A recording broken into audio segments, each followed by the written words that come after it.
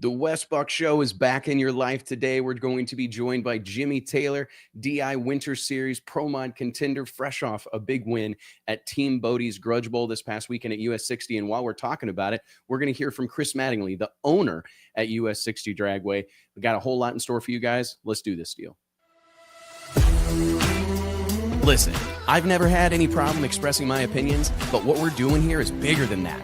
These are conversations that need to be had in an unfiltered way. Drag racing's all I've ever done. It's all I care to do.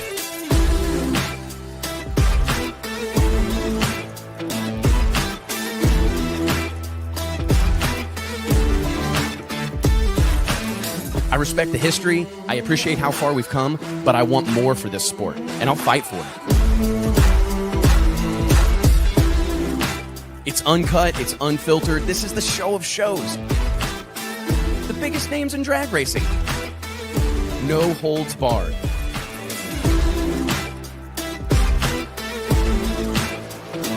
This is the great American motorsport. Drag racing. Prove me wrong. I'll wait.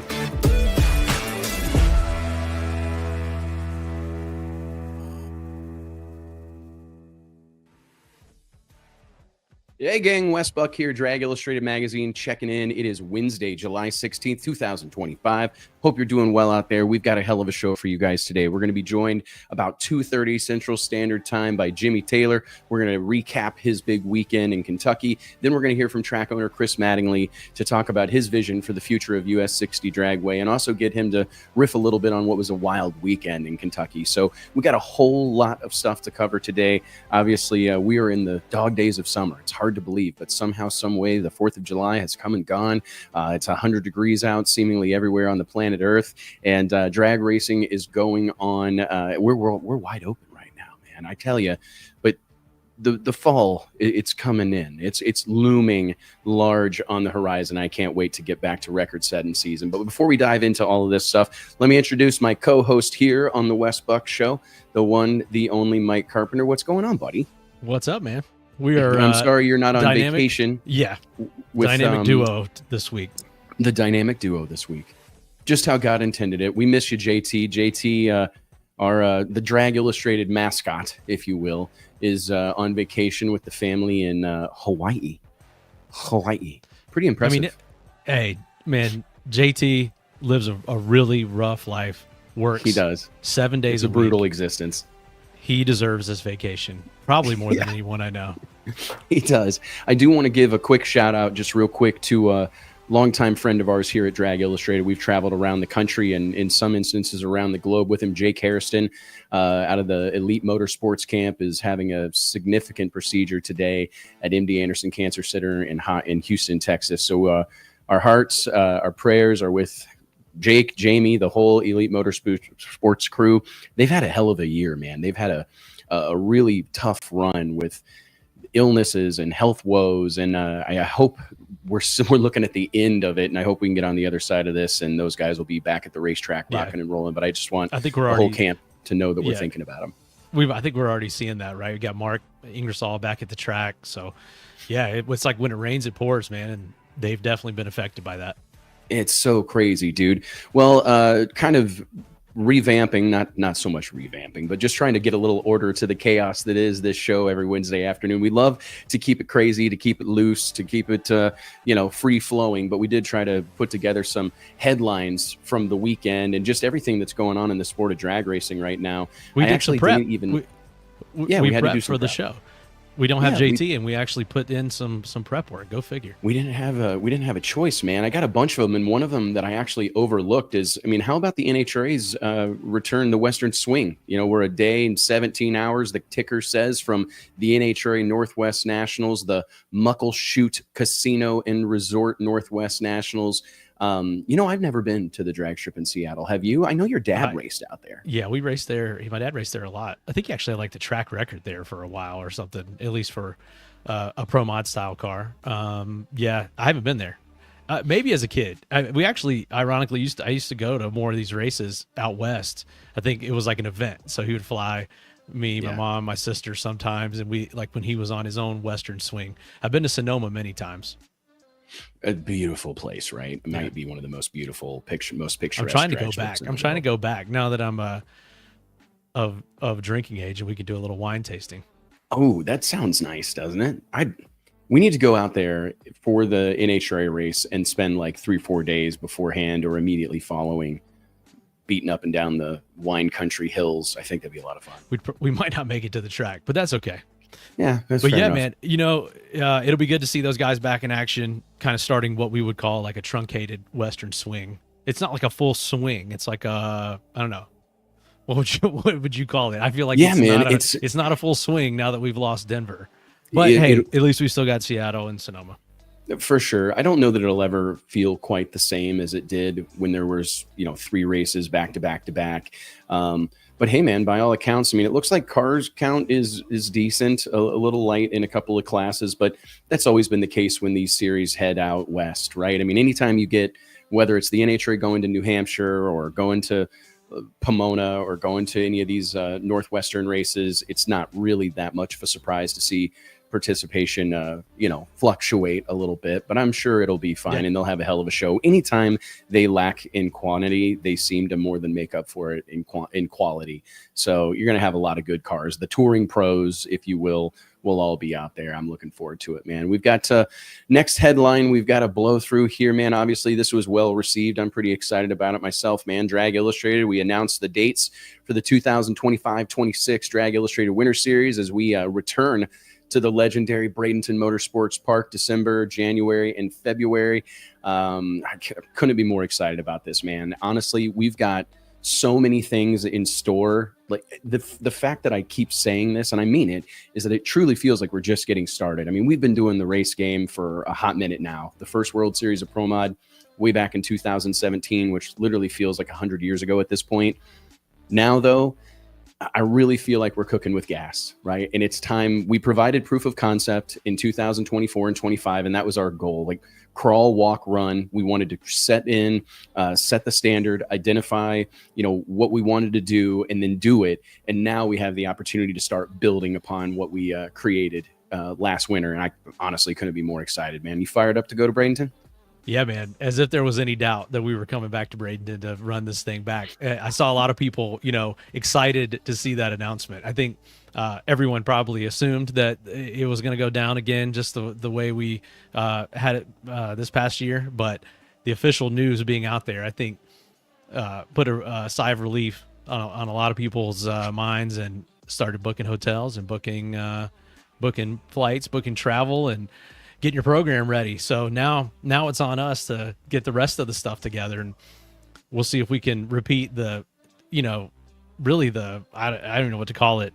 Not surprising, but the success that we had with this winter series. You talked about like proven concept and building up upon it. It was still a new venture for us to string those 3 races together into a series. And I know you don't like to say this, but like I'm always the realistic one. I'm the realist in the group, and it exceeded my expectations. And I knew we were onto something, first day of the Snowbirds, and it just carried through all the way to World Series. So looking forward to doing that again. And then we do have some really cool stuff up our sleeve that we're going to be announcing over the coming weeks that, I think is going to take it to another level.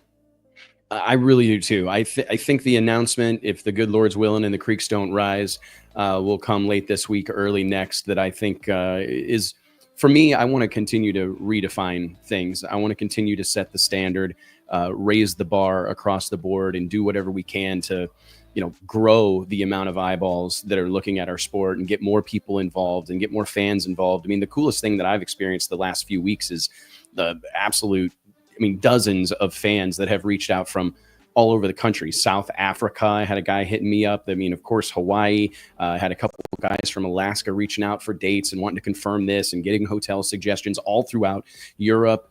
It's pretty amazing, man.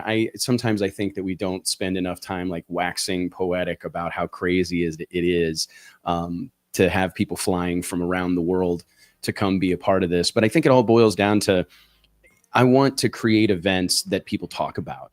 And I think that It's a that's always been destination, the too. goal. It's a destination, but you can't, there's no experience like that in drag racing. I mean, the party atmosphere, the festival vibe from start to finish, the quality of competition, the level of racers that are there, the names that are there. It's such a unique experience to be able to see all these guys and gals from different walks of the racing life come to one place at one time to see who's who. And the way that yourself, John Sears, Vic Alvarez, everybody that's involved with our technical department have worked tirelessly on this Pro Mod rule set that I think sets the standard. I mean, right now we had a 32 car field, race after race after race, separated by 600ths of a second. I mean, that's what we used to talk about with pro stock, right? And now we're seeing it in 8th Mile Outlaw Pro Mod racing. So absolutely thrilled to go back down to Bradenton, spend some time with our boys Kevin in Florida. Stevenson is pointing out all the upgrades going on down there also. That's going to be an exciting thing to go back into Bradenton. It's been happening the last couple of years when we go there. There's more asphalt. There's upgrades here and there. And now that place is getting a pretty hefty makeover. So, dude, what can you say about it just goes Cletus hand in hand. McFarland, Josh Dowda, the whole team at the Freedom Factory and at Bradenton, the time and energy and money that has been invested in the facility just in the last few weeks. I mean, I'm sure you saw the photos floating around on social media of the tower looking all revamped. We've got new audio. We've got a wider entry lane. We've got new concrete in a bunch of places, made some improvements to the track itself. So we're going to have improved parking, improved ingress, egress, which is always a problem for any event, right? I mean, when I was in New York last week, I was blown away that I'd be at one of these. We went to a Broadway show and it was packed full of thousands of people. But when you walked outside, like you really couldn't tell because the police were so ready for that crowd, and they'd done it so many times that cars were moving and nothing was, gridlocked. So that's something that I want to continue to improve at our events, like that traffic jam and people waiting to get in. Now we have a wider entrance and exit. So I think that's going to help us a lot. And I just really appreciate it, man. That place has heart and soul, but it's certainly, needed a couple coats of paint, and they're making all those improvements, and it's going to have a big impact on the outcome. No doubt about it. What else we got, man? The other big topic of the weekend, I think, was IHRA's debut. Absolutely. Or the revamped IHRA debut in National Trail. Really, I think there was probably two ways to look at it. Maybe people that were there in attendance, the racers that were, and then the vast majority of us watching on the live stream, which I thought was very well done. Shout out to Speed Sport and their production that they brought in there. I think for a first swing at the step up to bat there, that considering all the things that had gone on leading up to that, it seemed like it went off pretty well. What's your take on it? I couldn't agree more, man. I think again, I've said this before, I wish these guys nothing but the best. I mean, anybody that's coming into the sport spending a lot of money, you got to celebrate it and you got to encourage it and embrace it. So I think they couldn't really have asked for it to go much better. I mean, you knew there'd be the guys that were kind of hanging back, waiting to see. That's not at all unusual. I mean, shit, people do it with restaurants, right? Yeah. So I'm not at all surprised to see that there were some people hanging back. There were some folks that I thought would be there that weren't. Some people that were there that I was surprised to see. So by all accounts, I think car count and spectator count would probably be the both of those were pretty low, but I mean, they fought a lot of overall uphill battles, man. I mean, they had lighting issues, they had the weather issues, they obviously had that horrific fire with Marvin Blaney, which really was a tough way to start the weekend. Our hearts and prayers go out to Marvin Blaney and his family and everybody that was involved with that deal. I don't know that I've seen. That's about the worst place to have something go wrong on the racetrack. I mean, it really is. When you get well away, you're away from the starting line. You're not near the finish line, so you're on something of an island, and that's a true perfect storm situation. Everybody looks at these safety response and all these things through a critical lens, and rightfully so, for sure. It was a tough thing to watch. I know that watching the live stream, and I would agree with you, I thought the live stream was absolutely fantastic. They did a great job. Speed Sport killed it across the board with that. But those are tough moments, and had a couple guys tear up some stuff. But by and large, they got the race finished. I think that was the most important thing when you looked at the forecast and you saw the way it was raining. That was like a torrential downpour there on Saturday, and I thought the effort that went into drying the track and getting the race finished was a big deal, man. And seeing Scott Palmer, that was probably the highlight. For me, the seeing Scott racers. Palmer win was such a, Krista Baldwin in a final. I mean, I just think that these are some moments that are resume. Those are like career defining happenings for the both of them. And to see Palmer and Krista Baldwin go head to head in the final, Scott get the win, holding a national event trophy. Scott, we call him the people's champ, and I stand by it, man. I don't know that there is a more beloved character in the sport of drag racing than Scott Palmer. No matter where he roams, he's welcomed, and he was much deserving of that moment. I do think, that there's obviously some concern with like the longevity and the staying power. I mean, these things are difficult, and I've talked to promoters that are putting on 5,000 to win bracket races, and I talk to promoters that are putting on 1,000,000 to win bracket races, and everything in between, no time shootouts, everything. We work with a lot of promoters in the space, and it's a big bite. It's all relative, right? So I think the big question will be, can they get the car count and the fan count to sustain this level of purse, this level of investment? It's going to be a challenge, but I mean, it's a challenge for everybody, and they seem to be more than comfortable, forging forward. And I mean, they're going to be back in action at the end of next weekend, correct? Yeah, next weekend in Milan. So we'll see how it goes, kind of if they're picking up steam going into the next event. But I agree with you that we said it on this show last week, or maybe it was we were off last week. It was the week prior that IHRA, that was its role. And when it was strong, the sport was strong. I think it helped push NHRA in some different ways. I'm not willing to say that that's the case with this version of IHRA just yet, but it definitely gives a place for Scott Palmer, Krista Baldwin, Mike McIntyre, Tony Wilson, who won Pro Mod. A lot of these guys like that, a good place to race, a good alternative to running that NHRA tour. I think the sportsman guys have a new opportunity as well. Some of the classes that are competed at IHRA that aren't at NHRA. So, it's about getting in where you fit in. I think if you're going to try to go challenge a lot of these established series, or that a lot of these things that have really strong programs for some of these other classes, that might be a little bit of an uphill battle. But if you kind of slide in there and create a venue for some of these racers that I just named, and some of these classes that are kind of starved for this type of thing, then it could work. So we'll see. I mean, definitely a good first swing, and we'll see what they do at Milan.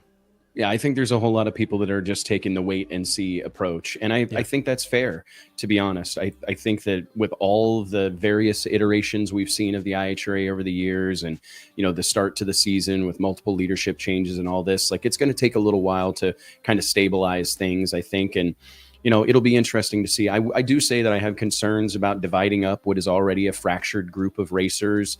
For sure. No matter how... The sport of drag racing is oftentimes bigger than we think it is. There's an incredible amount of people racing every weekend, but in several of these pockets, there are limited places to race and limited number of cars. And you guys hear me talk about this all the time. Mike, how many times do I talk about inventory? And, it's a limited inventory across the board, especially with these upper echelon categories. And I do have concerns about, dividing up this community and creating war lines or whatever. There's a lot of this NHRA versus IHRA comparison happening that I don't know is healthy or advantageous for anybody that's had their ear to the ground in recent months or years. I do think there's some positive changes happening within the NHRA. I think there's some efforts being made. They certainly, earlier this year with some of the technical snafus or the tech drama and this, that, and the other. I don't think they do everything perfect, but I think that there's room for everybody. I've always been an abundance mindset guy, where I don't think it has to be necessarily either or. I hope I hope and pray that there's room for, everybody to be successful, and, we'll see, wait and see. I like Jim Parks in the comments right now. I heard several, wait and see several times around the pits this weekend. And I talked to several racers and various people that were involved or there. And, I heard the same thing. There's some positive things. There's certainly some holes to fill. There's certainly some, patchwork that needs to be done, but a solid effort was made. And I think all they could really ask for was having an event, crowning winners on Saturday or Sunday, and getting one in the books. So yeah. Hey, and now we know too, man, that if anything's ever going wrong, or we're having any kind of problem that we need to put a fire out on a situation, we're just dropping off free bags of ice at the pits. Yeah, man, that sure was a hit. That solves a lot of problems. That was a hit, man. It was a hit. But I will say, like, that's just one of those lessons that we've been preaching for a long time, is that it's like, pay out these things that apply to so few. They're important, right? But one person's going to win the race, right? One person's going to qualify number one. So you have to find ways to tick boxes and make people feel welcome and appreciated. And that's honestly, I mean, growing up racing with my dad, I'm sure your dad felt the same way. It was, my dad measured every track, every place we went, by how they treated us. You know what I mean? Whether, the gate staff was friendly, whether the lady or the guy at the ticket window was friendly, those things make a massive difference. And I think that's a great place to start for any sanctioned series or event. What do we got next?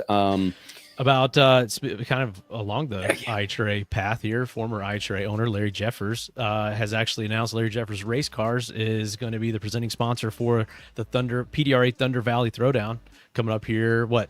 2 weeks? It's coming up quick. It's August. It's actually August 21st through 23rd at Bristol. But yeah, man, I think it's great. Larry Jeffers seems to be coming up sooner. That you're thinking of Martin. Martin's coming up at the end of the month. Okay, yeah, my bad. Martin's coming up at the end of the month. I was looking at my calendar. Yeah, no, you're good. But man, I think it's great. Larry Jeffers has really stepped up in a lot of ways, supporting the Midwest Drag Racing Series, supporting the PDRA, supporting the Drag Illustrated Winter Series, getting involved. And, honestly, there's a lot, speaking of waiting and seeing, speaking of like kind of wondering what the future holds, it definitely feels like there's a lot of changing of the guard happening in the chassis builder space. And I think it's cool to see Larry, who's, kind of been the guy behind the mask and in the shop and answering the phone and doing all the various things, keeping his name in the hat, right? Like staying prominent with this stuff. I'm really glad to see him involved with the PDRA, man. That's a great group of people. Somebody asked me on social media, I think last night, tagged me in something asking why there was a Drag Illustrated Winter Series banner at Virginia Motorsports Park. Yeah. And I put in there, like, I'm sure they were Winter thinking Series maybe banner. It's just Drag Illustrated, both, isn't it? I think it says Winter just Series Drag on Illustrated. It does, but it was like an overall branding. Yeah, exactly. Yeah. But like I put in there, like anything the PDRA, Tommy and Judy Franklin, Tyler Crossnow are doing, whether it's their racetrack, their events, we're going to support it in every way we possibly can. Those guys. Well, I think the guy was commenting because he just saw the Winter Series thing and he thought Winter Series is coming to VMP this year. I don't. Hell, man, they have a hard enough time with weather in the spring and summer. I don't know that we could do much good up there in November, December, January, or whatever. Oh man, that's the place to be in the fall, right there. Yeah, true. We probably could get away with a race up there at some point. I want to do a race at VMP, man. That's one of my favorite tracks in the country. It's picturesque. I went up to VMP a couple weeks ago to wrap Spencer Hyde's funny car or assist my guys in wrapping it. I don't do the wrapping myself. And I had not been to that track since like 2020, last time we raced there. And they're making steady improvements, man. The asphalt is like brand new when you roll in, new signage all over the place, new buildings, like a new building when you're rolling through the gate, a new building down toward top end, like right behind the grandstands. And they're just steady making that place better and better. It's one of those things. I hadn't been there in 4 or 5 years, and it looked a lot different than the last time I was there. And so shout out to that whole crew, the Franklins, Tyler Crossnow, and that whole gang that continue to make that place even nicer than it was. How about Thunder Valley Raceway in Oklahoma shutting its doors? There was a post on social media this morning. I believe it was on Facebook. This word has been kind of getting around the last few days, but there was the track owner, Larry, made a post on social media this morning, his morning ramblings, delivering the message that Thunder Valley Raceway Park is closed indefinitely because he simply can't see losing $30,000 a month going forward. It's such a tough deal because that's another one of these facilities that have heart and soul, right? I mean, that's the home of Outlaw Armageddon. I'm sure we'll be able to talk with Jimmy Taylor about Outlaw Armageddon. I mean, that was one of the events that kind of, in my opinion, helped start the no prep craze. And I mean, that's where you saw a lot of the street outlaw gang show up. Before No Prep Kings was a thing. So I'm wondering what's going to happen to that event. I'm wondering kind of what because there's several of those style of events that were taking place there. And I hope that they're able to find a home because Outlaw Armageddon had become a circle the date on your calendar event. Yeah. I mean, I knew people from all points of the globe that traveled to Thunder Valley for that event. So hate to hear that, man. I know the guy tried hard. I mean, he was sleeping at the track at one point, you know, doing everything he possibly could. And there was a thing he put on Facebook in his post that I thought was interesting.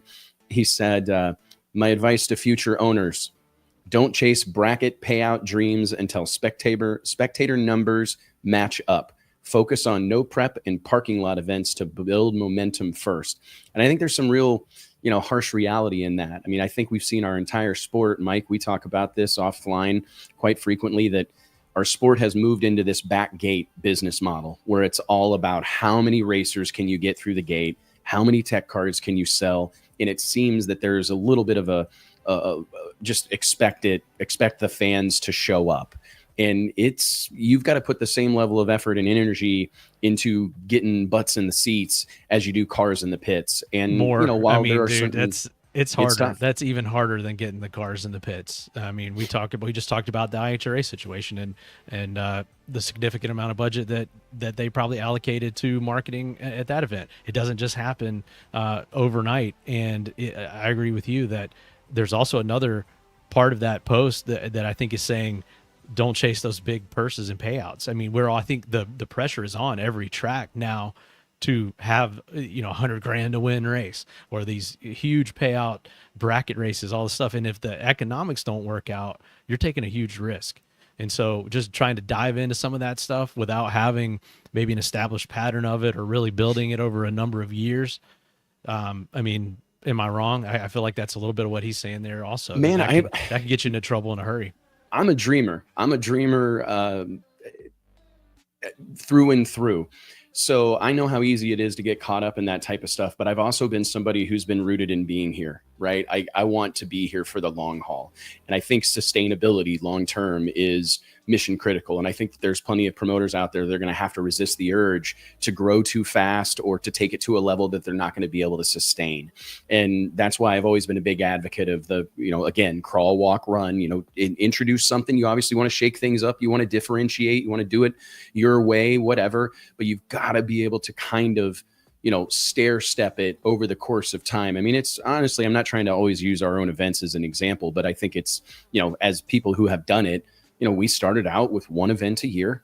We did it. We decided to do it again. We decided to do it again. And we, over the course of time, built the infrastructure and the foundation that would allow us to expand to 3 races.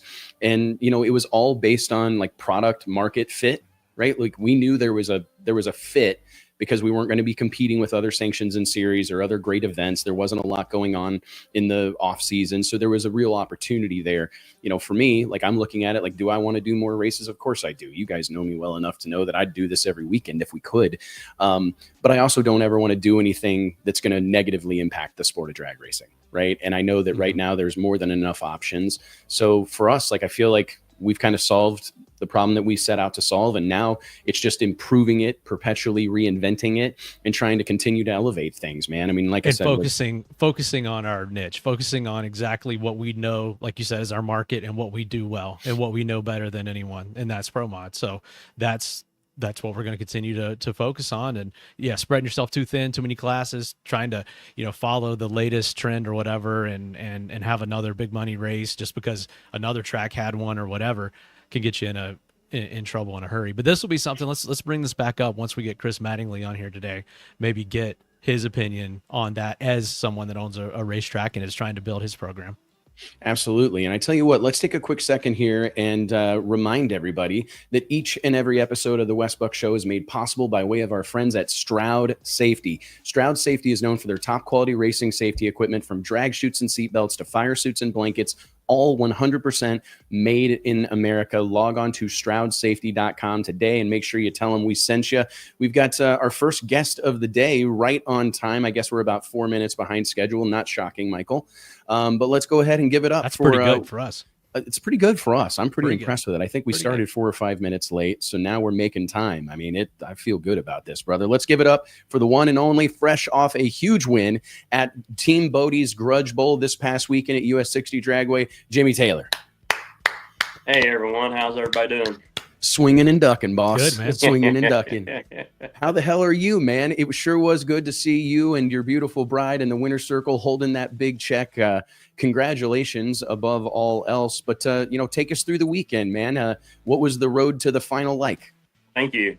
Man, it was just kind of the dream race for us. I mean, it's pretty much the perfect scenario. Everybody dreams for a race like that. I mean, as far as being the driver, it was easy on me, I mean, Jack Green, he done all the tuning, GPS race cars, they travel with me and do all the setup on the car. And I mean, from the time we unloaded it off the trailer to the last round, I mean, it went down every single pass. The only pass it didn't go down is we had a buy room. And we were just curious to see what it would take for us to, kick the tires. So we cranked it up and it didn't go. So we backed it right back down to where we were. And it was just A to B every pass. I mean, it was, it makes it easier on the driver when everything's clicking on all cylinders. And I mean, everybody's got the car working and everybody working good together. And, the only thing I got to do is get in there and let go of the button because I know the car is going to go and I know it's going to go fast. I mean, it just makes it easy for the driver. So, my hat's off to my team, man. They done a hell of a job this week. I mean, they really did. So how much does it, when we talk about this a lot, but I think it's worth mentioning when you're confident in the car and you trust that, like you said, it's going to make the trip and it's going to be competitive, I'm sure that it has a massive impact on your reaction times, but you get a time slip at these no time events, correct? So Yes, what your car ran, but you don't know what anybody else ran. Right, correct. Yeah, it just makes it, when you go out there and you've got the confidence that your car is going to, go down the track every single pass and, that you're one of the quickest cars there, it just helps your reaction time. You're loose, you're just ready. I mean, it just, like we had good numbers all weekend on reaction time, speed, ET and everything. I mean, it just clicked. I mean, it was just one of them races that, we've never ever had a race like that went that smooth and everything was that good. Yeah, you're normally switching power plants between rounds or whatever, changing from screw blower to pro chart or whatever you did last year. There's almost always some sort of craziness going on down there with Jimmy and the boys. But take us through that final round against Michael Haas, that Ryan McCain, Stevie Jackson tuned 69 Camaro. What do they call it? Louis Vuitton. Louis Vuitton. Yeah, it's like Louis Brown. It is. Well, Louis Vuitton, he beat us in the Big Jake's race last year, so we was wanting a little redemption. We hated it happen like it did, but we felt pretty good about it, to be honest with you. I mean, we felt like we had one of the quickest cars there this weekend, and I mean, everybody was on their game, and I was doing good in the car, so I mean, we felt really good. We really hated to see him break because we really wanted a little redemption, but things happen. So, but I mean, we were just glad to get the win too. So, hey man, you got to take them however you can get them, right? I mean, yeah, exactly. And that's the thing. We really wanted to run it. I mean, we really did.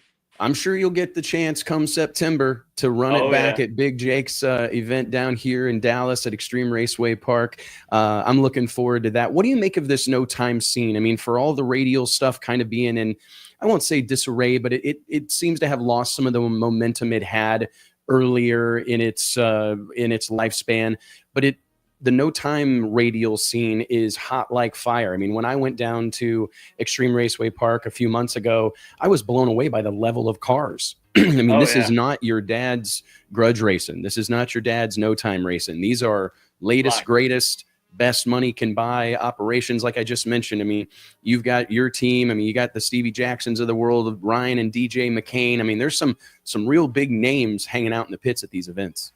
Yeah, I mean, anytime you go to race for $100,000 or $200,000, you're going to have top tier teams. The best money can buy, and I mean, pretty much everybody's showing up with pro mods. I mean, on a 275, and I mean, it's. Big Jake's race is it's something different, man. If you've never been to one of Big Jake's races, everybody needs to go. I mean, it's definitely something different. If you've never been, you're going to be amazed. I promise you. I mean, last year was the first one I ever went to. And, I mean, I've raced MPK. I've raced in front of, 40 or 50,000 people at the MPK races and everything. I actually got butterflies at Big Jake's race with so many people and so many people around you on the starting line and everything. I mean, it's definitely different. I mean, it's something everyone needs to experience if you're a racing fan. I got to get down there, Wes. We need to try to get down there and and check this thing out. Come on with it, buddy. Come on with it, Let's man. do it, I mean, man. it's a wild scene out there. It's unlike anything. I mean, it's unlike anything else. I mean, it really has Except the for- feel of a street race at a drag strip. None like Yes. anything else except World Series of Pro Mod, right? Well, of course. Let's talk about that. That Let's goes talk without about saying. the other big news that you've got going on, the partnership with Carl Stevens, Extreme Racing Engines, putting together a program to come run the Winter Series, which you ran with us this past year. Just break it down, man. What are you guys planning going into this winter? Well, Carl built a car for himself, and then originally we talked about me driving it. And then, I kind of hate to drive somebody else's car. I've just never really been confident enough to get in somebody else's car, afraid I'll crash it or something like that, and don't want to, let anybody down. So I talked to Carl and talked him into selling it to me, and he agreed to come on board and, bring his dad and stuff and go tune it for me because, everybody knows Carl's one of the best turbo tuners in the world. I mean, he holds every record there is, and our goal is to change the name on the records, and put mine on them. So, we've got the bar set really high for us on what all we want to accomplish this year. Me and Carl with that Pro Mod, I mean, we want to change some records, and, our main goal was for the Winter Series, I mean, we want to come out the Winter Series and make a statement and, win some races there. There's Well, some Carl's good stuff happening there, had and- plenty of experience in these big money rounds. I mean, he actually won the World Series of Pro Mod back in 2018 when we were still running out at Vandermeer Speedway outside Denver. And I mean, as soon as I announced that Carl was coming, I started hearing, because people don't want to have to. I mean, he's a legit contender that's going to go fast. Like they're going to go fast. So I'm excited to see you guys in the mix, man. And I can't tell you how crazy it is for me to know that someone such as yourself that's toured around the country racing all these different sanctions and series and, done the No Prep Kings thing, is building a car or bought a car specifically to come run the Drag Illustrated Winter Series. I mean, that's for me, it's personally like a feather in my cap, Yeah, I mean, we're really pumped about it. I mean, I haven't been in the car. Carl shook it down 3 passes, and, it's ran some pretty impressive numbers already. And I've never sat in a turbo car. I've run nitrous, I've run Pro Charger, I've run screw blower, I've run everything but a turbo car. So we're leaving out Sunday to go test next week up at Cecil for a few days. And if I feel good in the car, we're going to go jump in a race next weekend. But we're going to see how I am in the car first, because I've never drove, a turbo at all. So I'm excited for you, man. By all accounts, they say it's like an eye opener. it's like Star Wars. The Jay Cox is the most recent kind of convert to the turbo from nitrous, and he's like, man, it's like the warp speed Star Wars. The lights are just like streaking by, like vertical streaks going back past you. So it sounds like it's a hell of a deal. But we are going to have the turbos at about 3,200 pounds for Winter Series this year. So just go ahead and tell Carl that we're going to get SFI to make an exception. He's on here probably watching. He's probably shaking his head right now, trying to figure a game plan. We were thinking somewhere between 3,200 and 3,500. You know what I mean? We're in talks with SFI right now to get a new cert going to where we can go up to like 3,500. Yeah. Oh my gosh. Jimmy, we were talking about this the other day on the phone. I can't remember what we were shooting the shit about, but despite the success you've had, you're relatively new to the drag racing scene. And I think that how did you get back involved in the sport, or how did all of this come to be? I mean, when I was first introduced to you, I believe it was via No Prep Kings. Somebody called him. So he called him. Carl Stevens called him. Carl Are they Stevens for real worried going to about have the us at weight. 3,200? Yep. Oh man, is this really going to happen? I had to slide that in there. In there. Because I'd like to know. I mean, I think one of the things that I like, we don't got to talk about nothing but current events, right? Let's find out where this all came from, man. DSP Mark in the comments asked Jimmy about 61 passes in one day.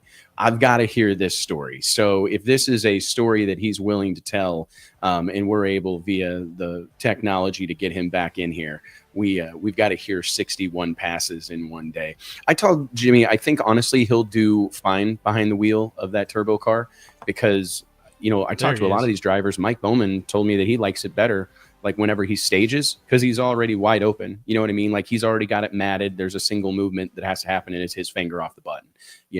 So oh shit. Well, it'd be interesting. How about the whole deal? And I think, depending on how many turbo cars we got to, show up and guys with new combinations like this, how about what we saw with like Stevie Jackson and Mike Bowman in the semis at World Series with a little, some staging. I don't want to say staging strategy by Stevie as far as the turbo guys always going in last, like kind of what you were saying, just part of their procedure and the way that deal is set up. As that continues to go on and this thing gets more competitive, I think we're going to see guys sort of address that. Mike Bowman said he's coming in this year, he's going to have that problem fixed. So we'll see what guys come up with. I think it's exciting. I mean, because I'm sure you've heard that. I'm sure Carl has probably prepared you for that, Jimmy, that there can be some gamesmanship on the starting line with these turbo cars. Yeah, me and him's been talking about it, and he's kind of taught me how to play the game and everything like that, to be ready for it and everything. And, I mean, he's saying that my numbers will be better, on the tree because, you like he said, you're already there. You're already wide open throttle. The only thing you got to concentrate is watching that light drop at that point, But what you were talking about earlier, about me being new to it, I mean, I've only been racing for 4 years, this is my 5th year, starting into my 5th year. We bought a car from Jack Green called the Warbird, and, we were going to do some 470 races. Well, I made it that about 2 times, and that kind of got boring real quick. And I'm just a heads up guy. I don't want to go out there and try to dial a number in and run. I want to let go of the button and see how fast I can actually go. I don't want to break out.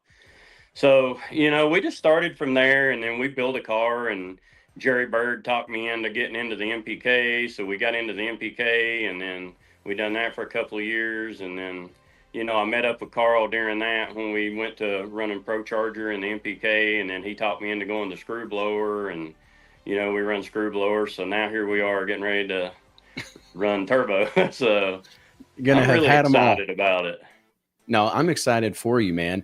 It's I think it's great for Carl too. I mean, I think it's good for business. I mean, for him to be down there there's a lot of people in this, swimming in this pool right now. So I think that it's going to be good to have Carl out there in a front running car and involved and on the starting line, calling the shots on one of these deals. And alongside you, who, like you said, in a relatively short amount of time, have built quite the fan following and built a name for yourself in the space. I think it's pretty incredible, man. And have you always been a car guy? Like, was this always kind of in the back of your mind? I've always dreamed of, racing at this level. I've just never had the opportunity until I met Jack Green and him. And, I've never, the fastest I had ever been, I used to race when I was young. Fastest I ever went was like a 6.0. And then I met Jack, and, I went to some of the RVW races with him, and he's like, man, you could do this. I'm telling you. He said, let's take you out and do some testing. So we went out and we tested a bunch of times, and he's like, we done some burnouts. So like the first time I let go of the button, everybody was telling me, you can't really start out running 470. We let go of the button on my first full pass and ran a 468. And from there, I just kept wanting to go faster and faster and faster and faster. So is there a story Mark at DSP is saying, ask Jimmy about 61 passes in one day? What's this story? When I first got into drag racing, I sucked at the green light. I mean, I sucked at letting go of the button. So I went and bought me a dragster, and that's all I did for 6 months. I would take it to Knoxville Dragway because Wes Clapp, me and him's buddies, and he would go out there and let me go up there during the week. And me and Alan and Jen would take my dragster up there, and it had an alternator and a radiator on it. So we would just sit there and make 60 passes a day.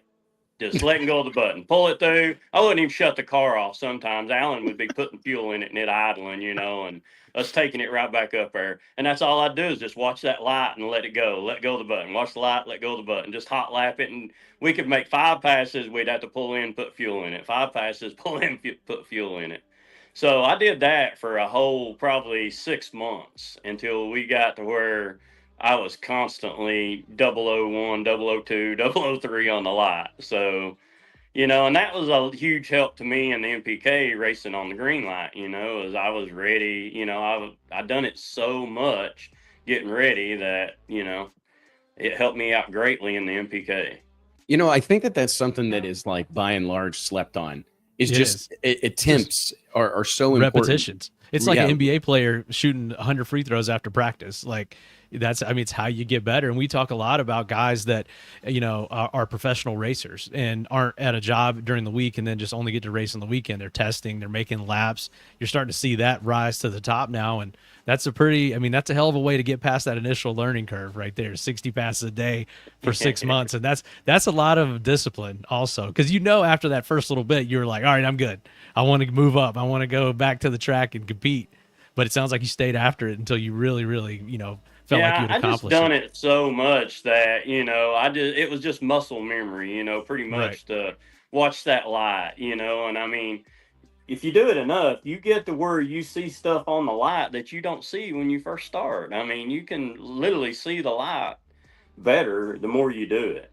And, I done it so much that when I went to the MPK, they were constantly accusing me of guessing at the light. And we went to, I can't remember where it was, but they held a light on me for 7 seconds one time to see if I was guessing. And, we still went green. So, that was sweet of them. Kind of got off my case on it after that. But, what are your thoughts MPK, on? I wasn't a big fan. Well, that instant green thing is tough. We've had a lot of debates right here on this very show about, whether or not that should have went away at some point in time, or, if it was the right way to go about it. And I understand the concept. Typically it's going to reduce the amount of red lights you see. But I also, I had this conversation with some of the No Prep Kings guys that it's like, hey man, if we've got a tree here and we've got all the equipment to do this and eliminate that variable, it seems like we should do it. What's your stance? Obviously the No Prep Kings deal is in it's been rebranded, the Outlaws, crisscrossing the country. They've got some appearances. I believe a large group of the original gang was up at Rad Torque Raceway in Canada this past weekend. What's your overall take on that? I know it was a big part of getting you started and you're grateful for that, but where do you think that deal heads in the future? I don't know. I don't like the new rules they come out with where they've got, anything goes, It takes a lot of the guys out of it that's on a fixed budget, that, when you're going out there running Pro Chargers and nitrous and nitro and everything else, it's hard to compete, especially, like Jerry Bird, he's the only nitrous car out there. He's limited on power adder because he's nitrous. That's the only thing he's got. It's either, he's going to have to change motors really to go out there and compete down the road. He done great in Ohio, but these cars are going to continue getting faster and faster when they can run, nitro on these screw blowers and stuff. When you got a car that's already making 4,000 horses and then you're putting nitro in it, or, nitro, Scott and them's putting nitrous on Pro Chargers and stuff, it just makes it hard to compete and it makes it very expensive to compete.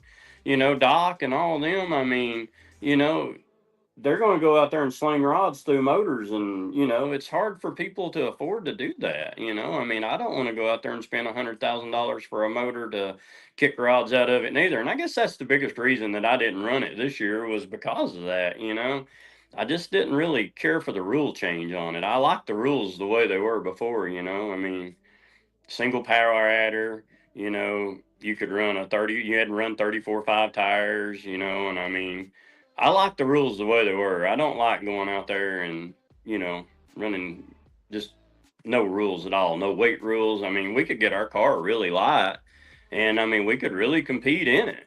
But, it's just hard to go out there and know you're going to be spending that kind of money tearing shit up to me. It's like a race to the point of no return. We talked about that, like with RVW, we've talked about it with like ADRL Pro Extreme. Anytime you have no rules like that, it sounds great. It works great initially, but then eventually you end up with very low car count. No one can afford to do it. You're tearing up a bunch of stuff.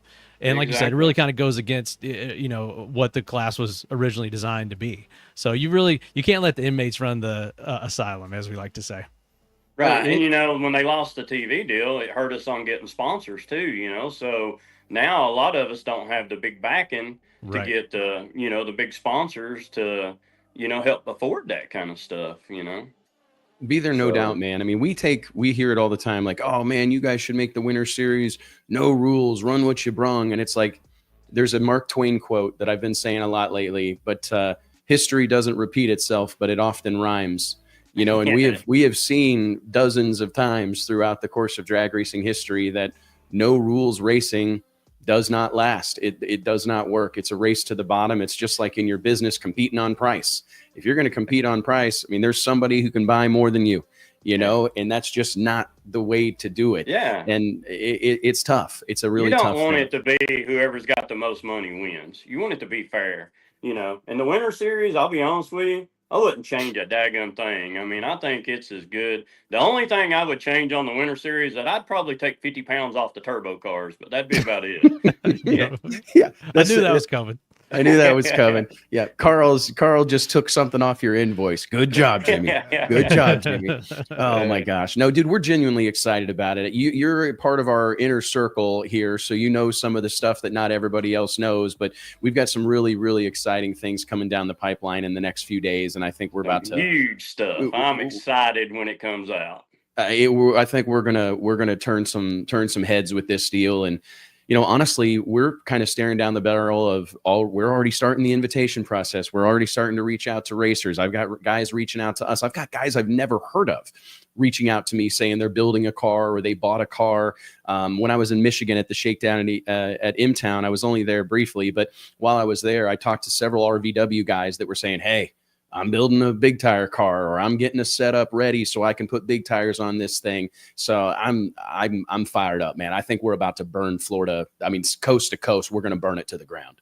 Yeah, I think so, man. I mean, honestly, I think that's the biggest and best thing going right now. And when the news comes out, what's getting ready to happen, it's going to be a lot bigger than what it is right now. Well, I appreciate it, man. And we're so blessed to have guys like you involved in this. I tell people all the time that we have like a fraternity that we've created that is really special. A group of guys that are going to go out there and be fierce competitors, but when it's all over, we're going to be lending one another parts. We're going to be having beers together. We're going to be singing karaoke together, or whatever the case may be. You don't drink go beer, down though, there Wes. and have some fun. What are we going to get for you? A high noon. We're going to get you a high noon. High noon. White Claw, I'll drink maybe. a high noon. I'll drink a high noon. I'm more of a vodka guy. You know, I switched to tequila almost exclusively, you know, and I was only really just drinking tequila if I was drinking. But now I'm kind of back on my vodka and Coke Zero, the Lord's nectar. Yeah. Coke Zero is the great. What's your go-to soda? Do what? Go-to soda. You drink soda? I don't really drink a whole lot of soda, you know. I mean, when I tried to lose all that weight and everything to get lighter for the car, I'm pretty much cut out. I drink one Red Bull a day, and the rest is pretty much water and lemon for me. Oh, yeah. So I guess if I had a go-to lemon soda, it's probably Dr. Pepper Zero. I bought a case of the stuff last night. You know, Dr. Pepper's like a lifestyle choice in Texas. I mean, down here, I mean, people are serious about it. At the football games here, my son's high school, they only serve Dr. Pepper. I mean, you go up to get a drink and it's water or Dr. Pepper. There's nothing else. That's what you're getting. And so, yeah, I've been on the Dr. Pepper kick a little bit. That Dr. Pepper Zero is good shit, man. Well, Jimmy, we're excited for you, buddy. And I can't wait to see you. What's up next for you? I mean, you got one win in the books in the last week. Where are you headed next? Said he's going to a race next weekend. I was going to ask Well, if I do good in the car, we're probably going to go run the Northeast Pro Mod up in New Hampshire next weekend. If you know, I feel good in the car and, you know, get used to that bumping in stuff and everything. We're going to go up there and see what we can do in it up there. You're going to be fine. If not, we're going to go to our next race will probably Big Jex race. You know, it's coming up, I think, in 3-4 weeks. So, it's hard to believe, isn't it? Yeah, we'll go test the black car one more time. And see when is Jex race? I thought it was September. When is it August? Yeah, it's August something. Barrett Green August is in the chat, and I think Jimmy Dale is too. One of them will tell us what's up. Yeah, I can't remember exactly when it is. I think it's like 4 weeks out, maybe. Okay. So I'm not 100% sure on it. Well, we definitely plan on seeing you there. You'll be in my backyard, big dog. So, and we still got to go shoot those catfish alligator things together. Yeah, holler at me when you get ready to do that. I brought my boat home this week or last week. We went down there, and me and Jerry and Daryl and Dave and Alan went out and shot a bunch, and then we came home, and I brought my boat home to do a little bit of work on it and stuff to get it ready for you. So when you get ready to do what we were talking about, holler at me. We're ready. We're going to do it. Mike and I'm no sort of outdoorsman. Mike may be even less of an outdoorsman than I am. Shit. I bet I'm more than you are. You do? Hey, I'm telling you, it is a blast to go out there and do it because it's nighttime, so it's cool. The big fan running on the back of them boats, you don't have to worry about bugs. It just sucks them right through it. You'll see a couple hundred alligator a night, but I mean, they just swim up, by. They're scared as you are of them. So, But you don't shoot it's the just a good alligators, right? time. What are the name of these things you shoot? Alligator gar. Alligator gar. Gar, Yeah. yeah. Have you Googled this, Mike? Google it No, now. no. Have you ever seen a gar? Or I mean, is it like a specific form of a gar? It looks An just like alligator gar? an alligator without legs. Oh, okay. I mean, these sons of bitches are like, gnarly. Jimmy sent me some pictures. They're about as big as he is. I mean, Yeah, and that's they're saying big. something. Well, we're gonna need a big gun. What kind of gun are we using? He uses a You bow. use bows. Shoot them with a Oh bow. shit! No, I'm gonna need a shotgun. Yeah, you shoot them with a bow and reel them in. It's fun. It really is. I mean, yeah, I'm we gonna have do a it. blast doing it. Well, we're going to get together and do it here, hopefully sooner rather than later, buddy. And we'll see you at the racetrack in the coming weeks. Let's give it up for our man, Jimmy Taylor. Congratulations, brother. Thanks, man. I sure appreciate it. Y'all have a Appreciate good you, one. buddy. See you soon, You man. too. All See, right, look, guys, see, let me I had take it a- right. Oh, Well, what? I want to say, The Mama alligator Swanstrom gar in the thing? house. Mama Oh. Swanstrom, Michael Hawes backing me up. September. I got Michael. Just I'll call you after the show's over, bro. I got like 6 calls stacked up as soon as we're off here. September 4th through 6th. Yeah, Yep. It is coming up though. I don't know how September has gotten so close. that's like 6 weeks Pissing away, me so off. it's not far. It's not Yeah, far. pissed me off a little bit. I need the fall to just take a deep breath. Not that I want to stay in this sweltering heat, but I need a minute, man. Hell no! Bring the fall on like today. Okay, fair I'll enough, take it man. like right now. Fair I'm done enough. with summer. I'm done with summer. I'm done. Well, it's been hot I'm as done hell with out your neck of humidity, woods. dude. I'm the southeast humidity, man. Lived here my whole life, and I'm just now starting to get pissed off at it. Well, you're more than welcome in Texas. Just tell Lisa that, hey guys, tell the kids we're moving to Fort Worth. You know, God's country. Yeah. We'd welcome you in. You know, love to have you. Yeah. I'm not moving to It's a Mooresville. good spot. It's a good spot, right on the edge. Oh, you're not moving to Mooresville? No. What's wrong with Mooresville? Nothing's wrong with Mooresville, but you just told me how humid it was. I'm not going. It's You know what I mean? humid I'm like out some on bitch humidity. here I already lately. left humidity once when I left Missouri. Yeah, it's just like Missouri. I'm not Probably built for worse. humidity. I'm not built for heat. Hell, I was sweating this morning and it's 70 degrees in the house. I sweat all day, every day, pretty much. I've seen I you through my sweat shirt in now. I've seen you sweat in sub-zero temperatures, so I don't know what Yeah. you're built for. I have to take a pill to try to keep it under control, man. I sweat like a son of a bitch. It's unbelievable. Carry My multiple whole shirts. life. I've been that way my whole life. I've never, literally, since I was a little kid, I've sweat profusely. Anyways, guys. Well, hey, real quick, I want to remind you that each and every episode of the Wes Buck Show is brought to you by Redline Synthetic Oils. Formulated to win, proven by you. We're talking about a brand trusted by the best in the business. Ty Tutterow, Steve Torrance, Callie Mills, Spencer Hyde, Scott Palmer, Tommy Franklin. The list goes on. These aren't just weekend warriors. These are champions, record setters, and killers and contenders who rely on Redline to get the job done. Formulated to win, proven by racers like you. Check out their full product lineup at redlineoil.com. Mike, we've got our next guest of the day in the green room. Again, 2 minutes behind schedule. Like internet high five. We're killing here. Do it like this. Okay. Bam. Do this. Bam. No, other We way. did it. Other way. This is pretty- Other way. No, dude. Oh, you must be. We must have it backward then. No, we just killed it. We just did it. We just No, did an 'cause internet high five. Never You been gotta done hit before. like this direct. You're on my left. Here, I'll Yeah, just do that both, way. and you put your hand wherever you want it. You must have your shit mirrored. That's what it is. Okay, whatever, dude. Yeah. All right. Well, hey, next guest, Chris Mattingly, US 60 Dragway. Guys clearly got a big plan, doing big things in Kentucky. Let's give it up. What's up, What's Chris? How you guys doing?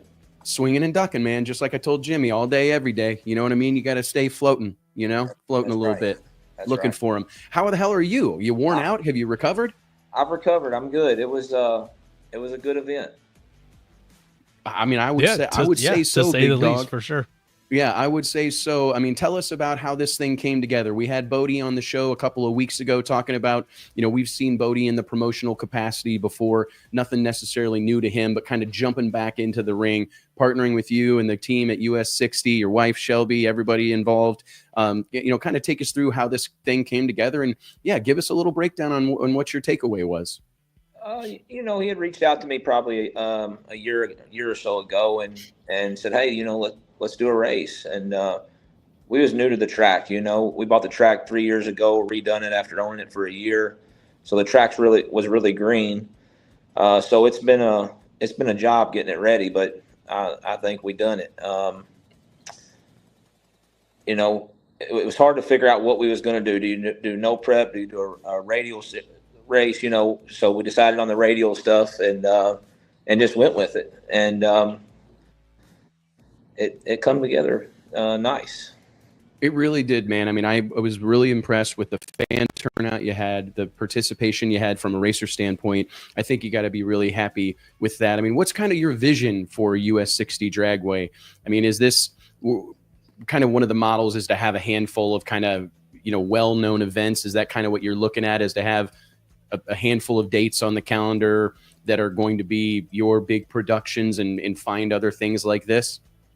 Yes, absolutely. But, you know, you have to start out with one. So, you know, I appreciate him giving us the opportunity, and I appreciate all the people, all the racers that come out, you know, because a new track to a lot of people. I don't think any of the guys, you know, in the 275 class that run there, I think they was all new. This was a new track to all of them, you know. So to get the turnout we had with the new facility, I believe we done well. And I think, you know, going forward, we're going to try to we got something else in the pipeline right now, but I don't want to spill the beans yet, you know, because Boddie hasn't announced it and we're kind of working on some dates. But yeah, you know, ideally you want to have more and more of them, but not too many to water it down.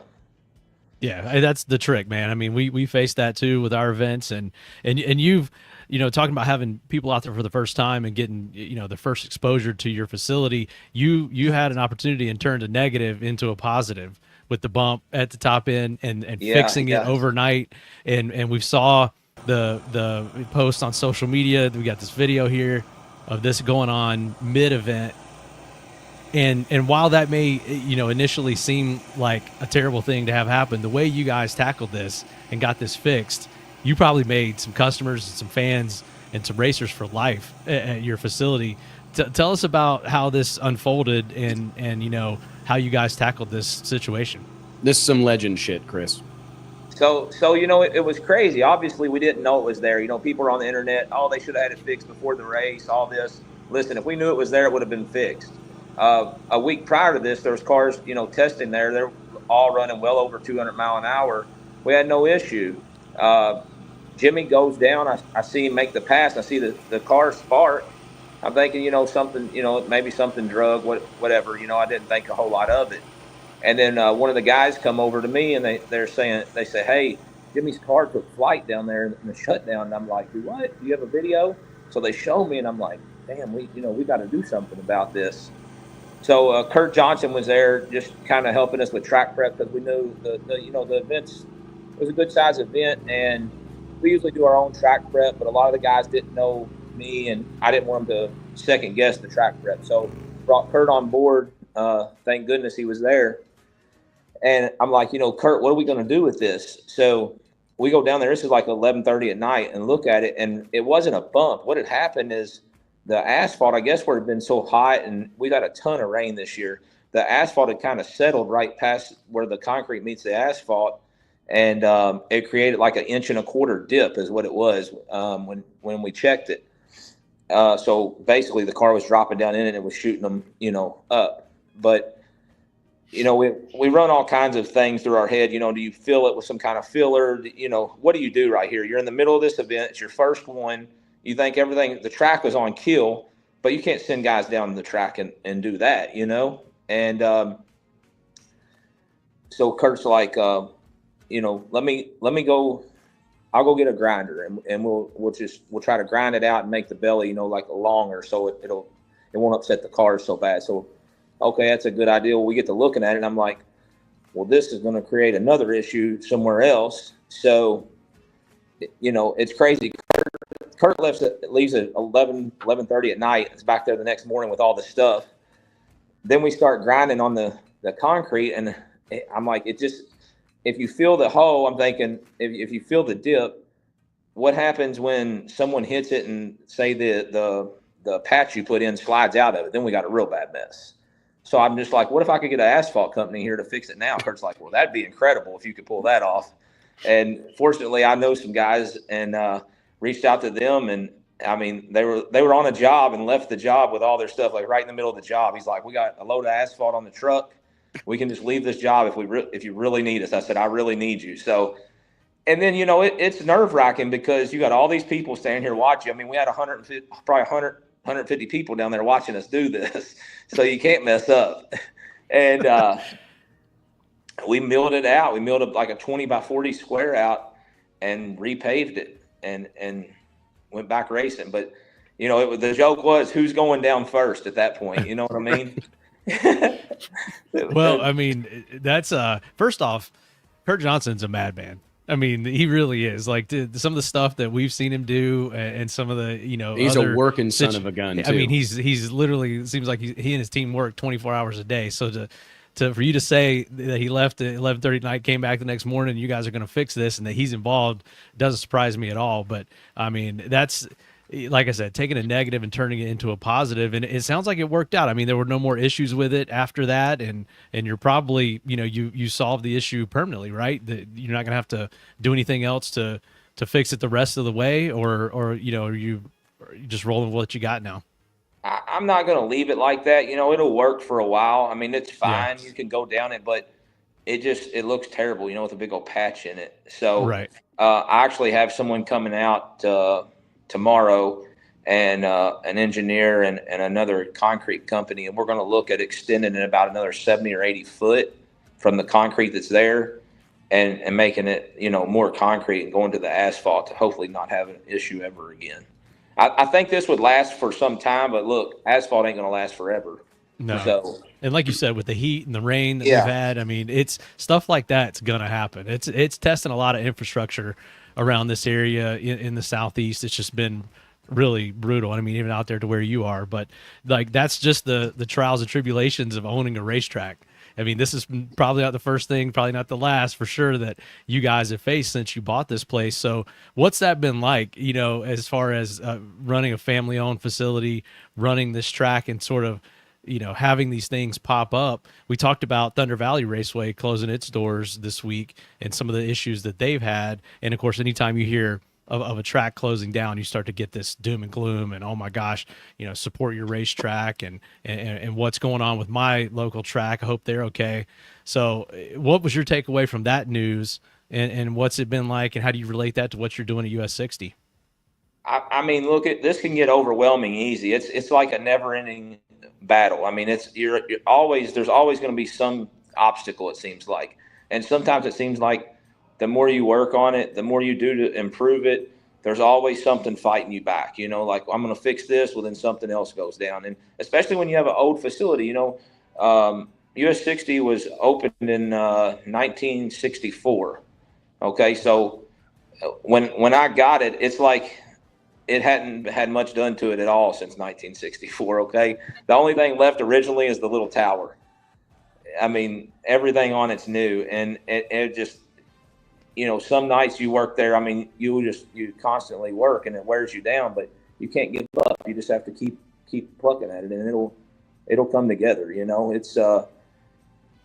It's aggravating. You'll be down there just working nonstop, and then people are on there complaining. You're thinking, man, I'm doing all I can, and I feel like that's why a lot of track owners and stuff get tired of it. They're like, just screw it. I'm not going to mess with it. I'm done. But there's you can't quit when you're this far in. There's no doubt, man. What's it like? When I first bought this, we're like, when we first started the remodel, we're like halfway done with it, and Shelby's like, what have you done here? Like, this is the dumbest thing you've ever done. My wife has said similar things to me. What are you doing? Why are we doing this? And it's like, well, because I don't know anything else to do. This is what we're going to do. No, it's, to me, I think you won a lot of fans this weekend. I think you made a huge impression on the industry, honestly, as a whole. And I know that we were proud. I text you as soon as I saw what was going on. I'm like, dude, this guy is doing the Lord's work. Like, this is not the way this should have happened for him, but we were massively impressed, man. And we couldn't have been happier for you. I mean, is this like, so outside of racing, like, was the track closed for a considerable period of time, and you bought it and opened it back up? I can't remember the exact order. No, it's not been closed, but like there was no big events, like Right. The first night I bought it, I think we had like, it's been known for bracket racing for years, which probably the fastest you could run on the old surface was maybe like a 450. I mean, and it was a handful. So, it was just like bracket, like they had like the local bracket program. I think the first night we bought it, we had like 30 spectators and 15 cars. Now, it's common. We always have 100 cars plus on a regular bracket program. And we just keep building and adding stuff to it we actually did a small radial series ourselves, to start getting some guys coming there on radials, and just, it was good for us too, because we could learn, things at the track. Like, every track, I feel like every track, I don't know this for a fact, but talking with Kurt, it's like every track is a little different as far as getting them to where they need to be as far as the prep, So with the radio series, we've learned a lot about that and things of that nature. And,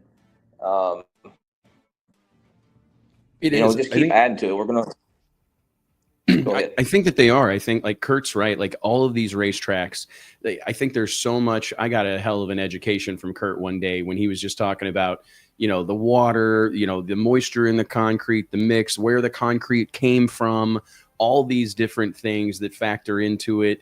And it's like rocket science. It's really hard to believe that it's that complicated, but it's that complicated, and they all have to be rubbed a certain way to be right. I think that was a smart move, like just bringing in the outside prep team with Total Venue Concepts to be able to just put that to bed, control at least that variable.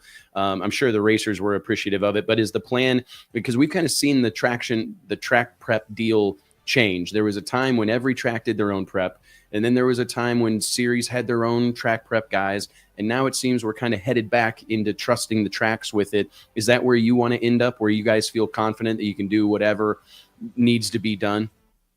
I'm very confident that we can do what needs to be done. We've had some super fast passes there, fast probably as anything was the other night, if not faster. But, when you have a bigger event, it's just a peace of mind. That's one less thing we have to do. You got all your employees running everywhere, and they're all, hey, I need you here, I need you there, and you got to be out here on the tractor. You can't stop doing what you're doing there. So it's good to have guys like that, I feel like, during a bigger event. Like a smaller event or something, no problem. We can knock it out, and we can do it there if we need to. But it's just good to have them there for like a peace of mind, I guess, to say, more than anything. Absolutely, man. Well, dude, we couldn't be happier for you. What's next, Chris? I mean, you're obviously going to probably catch your breath, but do you have, something big on the horizon for the fall, or is it just waiting to come see us in sunny Bradenton, Florida?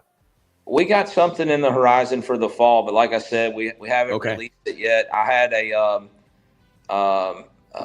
ADRL was supposed to come in the fall, and, they shut down or whatnot. So I have them dates open, and I'm working with Boddie right now, and we're putting together something that should be pretty impressive. So, but I don't want to drop it until he does, and we got a few little things we got to iron out before. But we'll keep us posted, man. We make sure that we get that first phone call. We want to know what's going on. We're Team US 60, brother. Yeah. No, I appreciate it. No, man, we appreciate you. Thank you for doing what you do for the sport of drag racing, and the sport is specifically in Kentucky. There's several comments in here. Best track in Kentucky, and it's. I hope you feel good, man, because I feel like you're making a difference. I appreciate it. It ain't been easy, but it's getting there. Hopefully it'll be downhill before long, brother. Yeah. If there's anything we can do, you let us know, man, and I look forward to seeing you at the racetrack soon. All right, thank you, guys. All right, buddy. I'll talk soon. Chris. All right. All right, guys, let's take a second here and remind y'all that each and every episode of the Wes Buck Show is made possible by way of our friends at Applied Race Technology.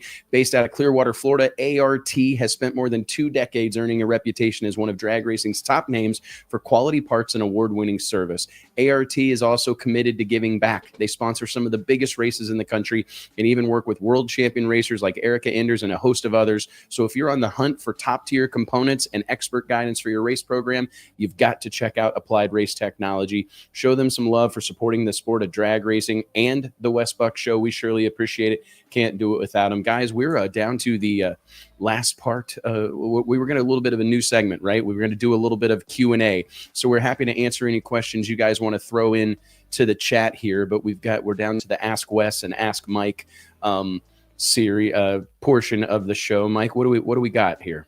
We got a couple order of business. Yeah, we got a couple questions couple bangers that have rolled in here.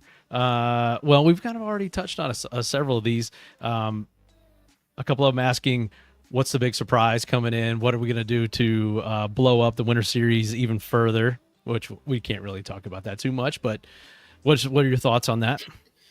Man, super excited to get these dates out. I mean, like we said at the beginning of the show, there'd been a lot of interest, a lot of questions, and I wanted to make sure that we got those out where there was plenty of time for people to prepare. If you think about what I'm most excited about personally is we were 0 to 100 real freaking quick last year. I believe we announced the Winter Series sometime in September.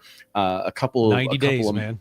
Yeah, less than 90 days. We've given the first ourselves race. only 90 days in both of our big launches, back to the World Door Slammer Nationals in 2020, and then now the start of the Winter Series. We only had a 90-day runway for each one.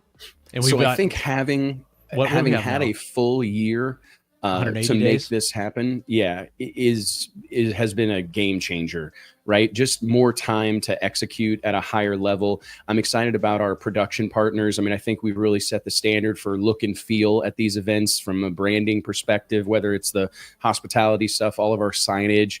We're going to rev that up a little bit more in 2025 and 6. We've partnered with Tom Buklowski's company and out of Orlando, Florida, and I'm super stoked to kind of give them the keys to the castle, so to speak. I think all the improvements at Bradenton are going to be really well received by our fans and racers both. And the PA, I don't know that we talked about this initially, but we've made big moves in the PA department. That was something that was heavy on my head leaving the Winter Series this year. Was we've got to address the PA issues at the track. So the sound system is being more than doubled.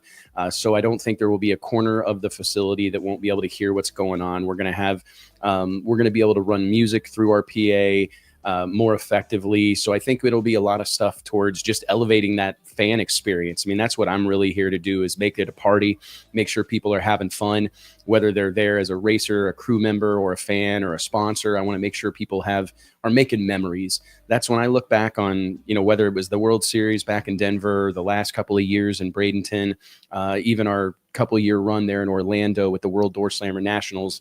I think back on a lot of incredible memories, a lot of incredible memories that have been made. I think about that moment on the starting line with Ken Cartuccio, giving him his championship ring and presenting him his trophy, and these winner circle moments that we have. I mean, Steve King, Jess Malante, Gene Pilot, we all still talk about the winner circle, the party we threw there at the World Series of Pro Mod when they got the job done, took home $150,000. I mean, I think that those moments, that's what it's really all about, is creating moments that people talk about and that people want to be a part of. And I think we're about to take that to a whole new level in the coming days. Seeing these events, I think there were some people probably, waiting to see what was going to happen with the Winter Series or how this was going to go. There's a lot of races to go to as a fan. There's a lot of races to go to as a competitor. So I think on the heels of the success we had in year one, this deal is going to be an absolute barn burner. We're back with the FOAT. We've got a long-term relationship with the FOAT, so I'm excited. We're going to announce tickets going on sale in a few weeks. That'll be fun. We're going to roll out the red carpet for our fans and have a VIP experience at all 3 events, which this year we only offered a VIP ticket to the World Series of Pro Mod. We kind of wanted to start small and make sure that we could execute. So I think taking that to another level and making sure that we've got a world-class, fan experience available for those that want it across all 3 events that's consistent. We're working on some cool stuff with Flow Racing to kind of take the production of the live stream to a new level. I'm talking to big screen producers and lighted sign producers. So there's a lot of stuff going on in the background that I'm really excited about. And a lot of lead up content also. Now with the longer runway, we've got time to plan out and execute some really cool stuff for track prep, downtime, and just really lead up to the event to tell the story of not only the event and what's going on there, but but the racers and the struggle to get everything together, the struggle between races to make it to all three. So a lot of that shoulder programming that we talk about, that we are big fans of, and we think really elevates the sport. We hope to deliver much more of that this year as well. Yeah, 100%. One thing that I'm especially excited about is the return of Jim Halsey. Being in Bradenton without Jim on the property this winter was rough.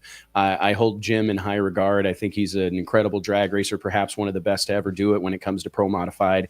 Andy Stewart he's made that history. That comment. He's going to be in Winter Series just to hype up the nitrous cars. Yeah, Andy Stewart's coming down just to pump these guys up. And that's what it's going to take, man. We've got to encourage the nitrous world is in a weird place right now. I mean, it would appear PDRA Pro Nitrous rocking and rolling. They're now offering Pro Nitrous and IHRA. So maybe with a few places to race, with varying levels of competition, maybe it will, have a positive impact on nitrous racing as a whole. But really what we need is guys to come out and throw their hat in the ring. Obviously our events by invitation only, but I really think about, I see get Father Time in there. I don't think there's any doubt that Ricky Smith could come down and be competitive. I don't think Keith Haney made a statement qualifying for those races. Definitely had a car that could go rounds. I think that there's several. I think about Matty Deach. I think about Andrew Handress. There's several of these guys that can run the number, that can be in the hunt, and that's really going to be Blake Housley. Who else did we have? Nitrous. Oh my gosh. The Franklins. In years past, of course, Tommy Franklin, Amber Denton. How about Amber Denton on the cover of the magazine? That was one of the questions. Oh, yeah. The Women of Power issue, absolute home run, man. We've gotten so much positive feedback. What a great looking cover. Probably one of my favorite covers of all time. You really crushed it on that one, Mike. Well, let's give it up to Mike. Easy. Yeah. Great subjects, and Rick Belden's work. It makes it a lot easier to work with. That turned out awesome for sure. Great telling those two stories. We had both of those on the cover previously, both Callie Mills and Amber Denton, and have them on together as they've kind of evolved in their career. Just a cool deal. So Women of Power issue, always popular, out now, digital.dragillustrated.com, and in your mailboxes, I would say later this week, early next week. The coolest part about the Amber Denton Callie Mills cover for me was that those two girls knew one another, but they weren't exactly like close or like talking regularly. And we wanted to do something, this is a big part of what we do at Drag Illustrated, is I don't want it just to be a photo, just some photo. Hey, send us a picture, rip something off their Facebook. We try to make these experiences. It goes back to making memories. Off their Facebook for a cover of the magazine. No, but you think about like in the history of drag racing, it's like, hey, stand by your car real quick and we're going to snag a photo of you. And I think like having a full blown photo shoot where these girls both traveled to Charlotte, North Carolina. We had a hair and makeup girl there helping them get all prettied up for the deal. We had a professional photographer and an assistant. I just think that creating that moment for them, and a friendship was born that weekend. They ended up spending a couple of days at the racetrack hanging out together. And I just don't think that, that to me means something. That they were friends. Yeah, they were friends before that, and they kind of bonded over their mutual love and admiration and respect for Lizzie Musey, who we'd be remiss if we didn't say that. I think as of a couple weeks ago, it's been 1 year since Lizzie passed. So with the passing of Lizzie and these two kind of taking the torch, I would say Lizzie was, she was the most prominent female door car racer for sure. And another one that we sorely miss in the pro nitrous ranks that would surely be at the Winter Series in a nitrous car. And so we're thinking of her, remembering her, and Pat and Liz and the whole Musey family.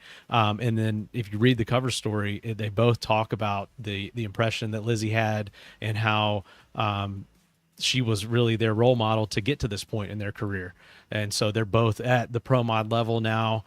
Amber competing with Musey Power in a nitrous car. And that is kind of a common thread that they've had. So I think that they initially bonded over that, now become better friends through this cover shoot. So it is a really cool deal. Pretty incredible, man. Really huge shout out to the whole team. Crushed all of our print deadlines, all the things that make putting a magazine out so challenging. The whole team kind of rose to the occasion. These dog days of summer become a challenge with everybody running around to different races and doing the various summer activities that are required as Most of us have families. I was really impressed to get that bad boy cranked out and looking like it does, and packed full of incredible content. Ted Never Was a Race Car asked, when will you guys have a summer championship? I tell you what, I think that is probably the thing that is on our radar. If there was something on our radar for doing more events, would be to do another tightly packaged series at a single track or a couple of tracks that are close to one another somewhere else on the schedule. I don't know that that's anything in the world, maybe a different part of the world during the maybe summer. A different part of the world. We've had a lot of pressure to go international. We talked about that earlier in the year, and that's certainly something that's on our radar. There's limited places where you can go where there's enough quality cars to really pull it off. I think we could do something in Europe that would be well received. I think we could do something in Australia. The Middle East is obviously like probably my target, is where I would want to do something if we were to do something overseas.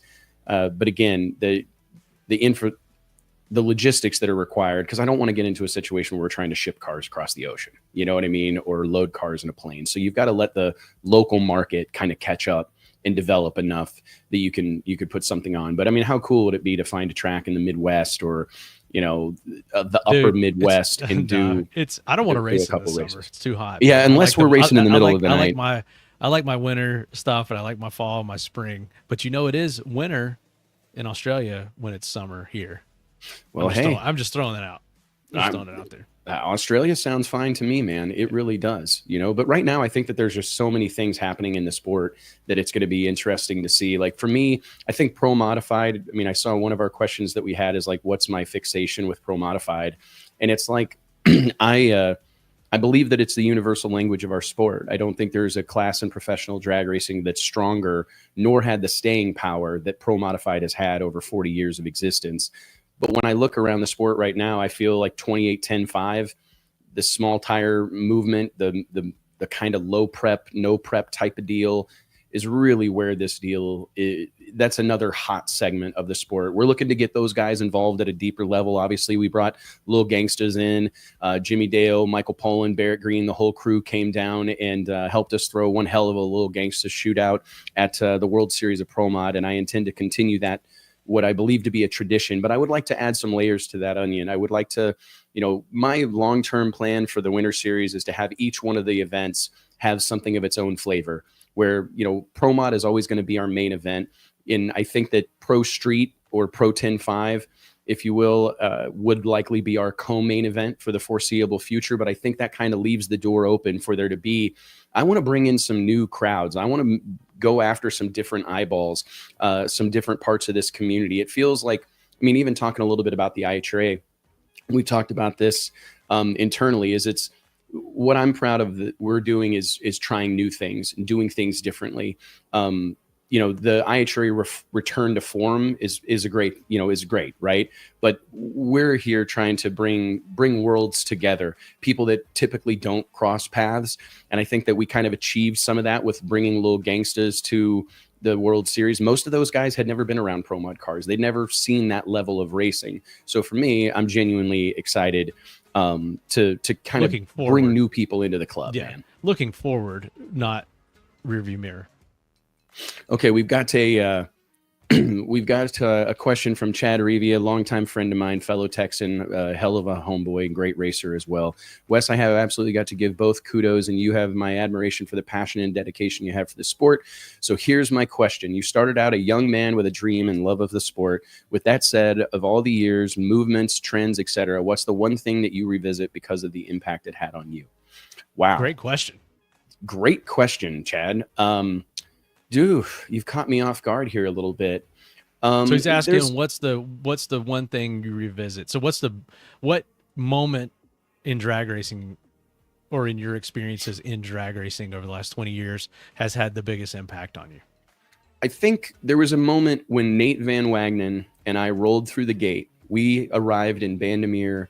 We arrived at Bandimere Speedway, I believe on Monday, the week of the World Series, the first ever World Series of Pro Mod in 2017.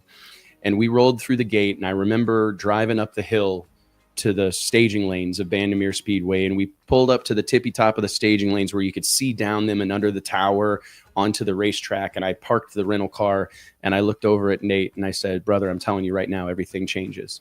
Everything changes this week. And he looked at me, he's like, what do you mean, man? You know, because at the time we'd been doing the magazine for what, 14 years or something. We'd been in the media landscape for a long time. And I'm not saying that anything prior to that really had a lasting impact on me. There were plenty of those things, but I remember that moment. You know, the reason I started this magazine was because I wanted to put on races, but I couldn't get anybody to talk about our races because all the other magazines in our space were owned by organizations, right? So NHRA's got National Drag Show. They're not going to talk about what I'm doing. IHRA has Drag Review. They're not going to talk about what I'm doing. Fastest Streetcar was owned by NMCA. They're not going to talk about what I'm doing. So I felt like we had to build, you know, still don't. So it's like, I felt like we had to, for the most part now anyway. No. And if they do, they leave out the Drag Illustrated part. Right. So I felt like we were going to have to build our own platform. And we did that. And we spent, you know, countless dollars and hours getting to that point, a lot of blood, sweat, and tears to get to that point. But I remember looking at Nate and telling him that everything changes this weekend. And honestly, when I look back, I mean, I think that was something of a marker moment. We threw our hat into the ring. And I'll never forget that. I'll never forget the conversation, just that this was a moment. And we're about to change things. I wanted to make Pro Modified a marquee attraction. No longer would these guys race in front of empty grandstands. No longer would these guys race at 7 o'clock in the morning or 9 o'clock at night after everybody had already left, or have their qualifying sessions canceled or rescheduled. That shit was over. And I feel like we have had a big hand in making Pro Modified, if not the top level of drag racing, damn near it. And that to me is something that I'm really, really proud of. I say there's some other moments that are like harder. I mean, I think about when you went through the issue with your mother and we lost your mom. And I think about some of those nights where you were sitting in a hospital working on the magazine, you know, and I'm like, Mike, you don't got to be working on the magazine. And you're like, well, we got to upload Friday. So yeah, I do. And uploading the magazine from your dad's motor, the cab of your dad's toter home in Rockingham. Yeah, you know what I mean? And we've had a lot of conversations recently about the people that have been in the trenches with us. And I look around right now and I'm like, man, I'm blessed to have some real deal brothers and sisters in arms here. Because, you know, there's wild things happening behind the scenes in the sport pretty much at any given time. And to know that I've got these type of people around me that believe in me and I believe in them, it's pretty freaking special, man. It's key, man. It's so key to have the success and to do it the way we do it. We know no other way. If you're not in the trenches and you're not, you know, fighting every battle and there for the bad and the good, like we just don't even know how to operate other than that. So yeah, it's been a really a huge challenge. Like you talk about the last 20 years, but super rewarding. And in a lot of ways, it feels like we're just hitting our stride. So super excited 100%. For the future. I also remember in April of 2024 or 3, whenever my phone rang and it was the pro group wanting to see if we would help them put on a nitro race. And, you know, what took place over the course of the next several months or whenever, I mean, I guess actually it was in September, excuse me, that we were in Charlotte and had that meeting. And the next thing I know, we're talking to John Forrest, talking to, you know, Chad Head, talking to Alan Johnson, talking to all, you know, Steve Torrance, Tony Stewart, Bob Tasca. And I can't hardly, that was such a crazy thing. I mean, I think about how many people get to say that they had a drag race that John Forrest went to. You know, that race. Yeah, we did. I mean, you know, and it was really awesome that we did. We didn't know if we would ever get to a point that happened. And we knew John, obviously he was closer to the end of his career than the beginning. But little did we know, what was it, less than a year after that race that, you know, that most likely we are not going to have John in a car anymore. So it was really a blessing to be able to have John at an event competing at a high level at the end of his career. So something we'll never forget, and ties in with Ted Never Was a Race Car. His question here about the pro race and Tony Stewart and sort of exploring other options for NHRA fuel teams to race around their schedule. That actually was some of the initial discussion and sort of the genesis of that pro race. It was an idea to maybe start that ball rolling, see if it evolved into something bigger that could either supplement or, some of these teams that didn't want to do the full schedule, maybe, reallocating resources, being more efficient with some of the resources that they did have, if that was an option. I'd say, yeah, we gave it a hell of an effort that first year. Pro did it again this past year on their own without our involvement.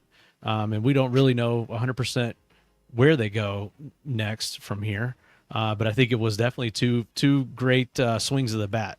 As we talked about IHRA swinging the bat this weekend, those were our swings. And I certainly feel like they were a success, but I really don't know what the future holds for that entire subject, to be honest with you.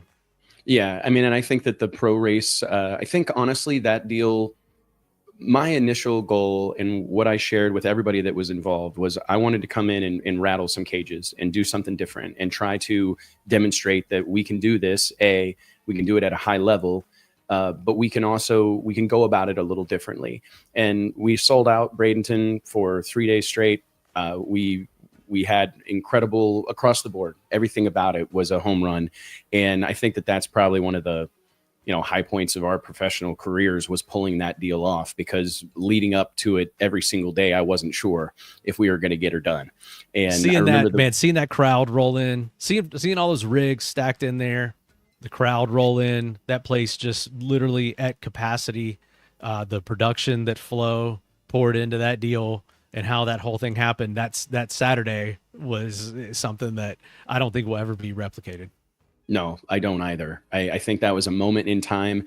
And I remember having that conversation. If we do this once and kind of make our point, I think we will have done what we set out to do. And by all accounts, I think we did. I think we opened some eyes. We got some people paying attention to some things that perhaps they hadn't historically paid attention to. And I'm really proud of that, man. But it probably created a ripple that probably will, whether you actively recognize it or not, probably did change some things in the sport, probably changed the game a little bit here and there. Is it a massive impact that you see every day? Maybe in some ways you could point to some things. And in a lot of ways, maybe it's just smaller changes. It's a big ship doesn't turn on a dime, and drag racing's a big ship, but maybe we gave it a little tugboat nudge in a different direction. I think we slammed into the side of this old girl. Yeah. You know what I mean? And we changed its course. And I feel like we're about to have another moment in the coming days where we're going to change the course of drag racing. And, for me, like, thank you, Chad. Chad says, well, as so many others that aren't on the pro national level, I believe all agree that you've given so much to the sport. I appreciate it a lot, man. We love this stuff. And that's really, for me, like, I love the sport of drag racing as much as I love anything short of my family. I love this group of people. And I think if I had one takeaway from all of it, is that people make all the difference. I've seen guys have the best equipment in the world, have the latest, greatest state-of-the-art equipment, and go out there and not be able to hit their ass with both hands because they don't have the right people involved. And I think that this has been a gigantic lesson for me, and just like a human experiment in seeing the magic that comes from having the right people involved. I give this speech every year at the World Series of Pro Mod, but I remind the group of people that are compiled, this is an extremely smart, well-resourced, powerful group of people. I remember telling all of our pro mod racers, we had them all under the tent there. There was 85 pro mod racers at World Series of Pro Mod. And I told them, this is a group of people that can do whatever they want. We could do whatever we want. If we wanted to build a spaceship, I bet we'd have that thing in the air in a couple of days. This is a group of people. Just listen to Chris Mattingly talk about, I know a guy that's got an asphalt company, and right. That guy left the job to come save the day at US 60 Dragway. And that's not exclusive to him. We all have that guy that we know we can call. We have dozens of them. And I owe that to the sport of drag racing. I think this is just a really incredibly diverse, eclectic, and powerful group of people. And when you get all of them swimming in the same direction, that's when some magic starts to happen. And that's what I honestly think that our goal has always been, is to galvanize this community. When we came into drag racing, as I said, every sanction had its own magazine. Most websites that existed, of the handful that did, kind of had a narrow focus, or they were only focused on a handful of things. And we really wanted to come in, and we knew that we couldn't be everything to everybody, but we recognize that the high tide lifts all ships. And if we can get more eyeballs on the sport of drag racing, whether it's Top Fuel, Top Dragster, Lil Gangsters, 6.0 Index, No Prep, Pro Mod, Pro Stock, whatever, Nitro Harley, anything we can do to get more eyeballs on the sport of drag racing, we all win, right? And I think right now our sport is at an all-time high. I really do. If you look at participation from the streetcar events like Streetcar Takeover, all these various no prep events that are happening seemingly every weekend, things are headed in the right direction. And if we can keep this group of people working together, keep us in lockstep, I think there's some real magic that can happen, man. There's no telling where we can. The Formula One had 500,000 people show up to Silverstone or whatever for their most recent event. 500,000 people showed up to a single motorsports event. I don't know if that, possibility exists for drag racing. There's not a facility that could hold it. But I tell you, I think our sport has spent a lot of time thinking small. Like, how can we sell 500 tickets? How can we sell 2,500 tickets? Screw that. I want to sell 50,000 tickets. And I think we've all got to start thinking bigger and being crazy. I mean, it's going to take some, I'm not getting any younger. I'm not here to do the same thing over and over again. I want to make waves and leave a lasting impression, brother. So, all right. One last question that we're going to end on in honor of JT, who's not here today. How well was having JT as an in-law / relative received by your family? Well, this is a great question, Dana. Not exceptionally well, to be honest. Not like. Well, you got to know the Buck family too, right? I mean, so yeah. Well, so in small town Missouri, there's a handful of like automotive families. My wife Alicia comes from one of them, the Hudsons, and I come from one of them, the Bucks. And to be honest, I'm not going to say oil and water, but not exactly a group that ran together. Right. We kind of came from different parts of town and did things a little bit differently and ran in different circles. So whenever I told my family that I was going to ask Alicia to marry me, they all asked me if I was sure that I wanted JT as a brother-in-law. And I didn't know JT as well as I know him now. But he is like a brother to me at this point. And I miss him. Now he's, I used to spend every single day sitting in an office 10 feet from JT. And then we moved to Texas in 2020.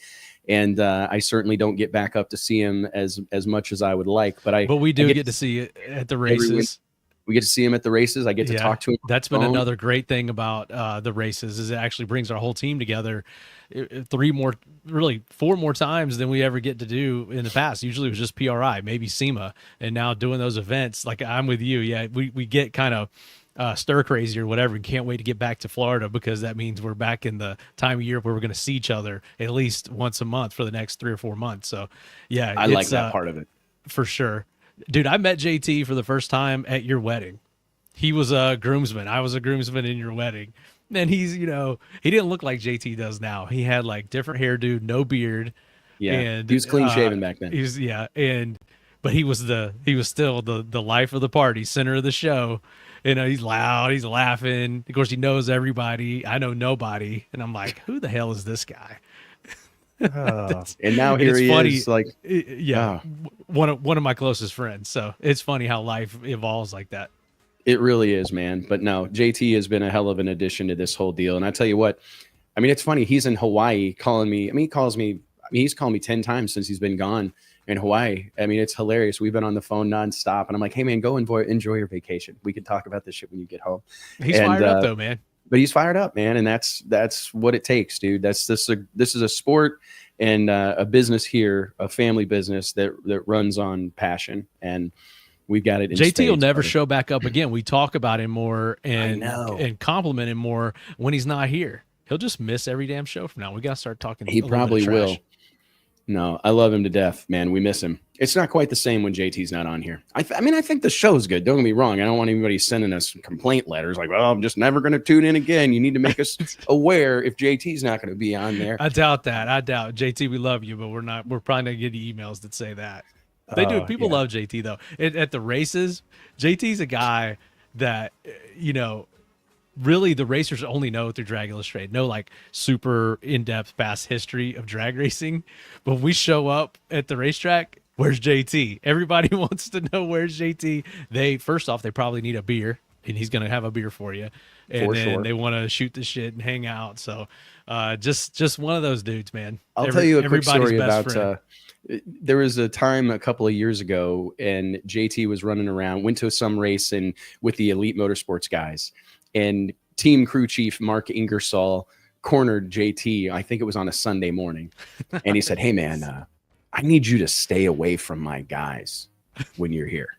Like Saturday night, just do something else." Because JT'd keep him out to all hours of the night. But at the time, they were winning every race damn near on the schedule, so it didn't seem to be hurting things much. But he got away with it then. But no, dude, we had a prayer. This was a really cool deal. I think Courtney Enders organized it, but we actually had like a short Zoom prayer get together last night for Jake Hairston, and it was so funny. I pop on there and I'm seeing all the elite people, and of course Richard and Erica and Aaron Stanfield and everybody, right? All the team, all the crew guys, Travis, Cody the chef, everybody's in there, and there's JT shirtless. JT's shirtless checking in. I hate I missed it just for that. Yeah, checking in shirtless for the Zoom meeting so we can say a prayer over our buddy Jake and send him on his way. But no, what a deal, dude. He's a hilarious guy, man. But people love him, and and so do I. So reason enough to have him there here. You go, till the Dana bitter Turner. end. There's the full story. There's the full story. I think we should end it on that, man. All right, man. Well, all the rest of these questions we've really touched on otherwise. So yeah, we'll have more. That's a wrap.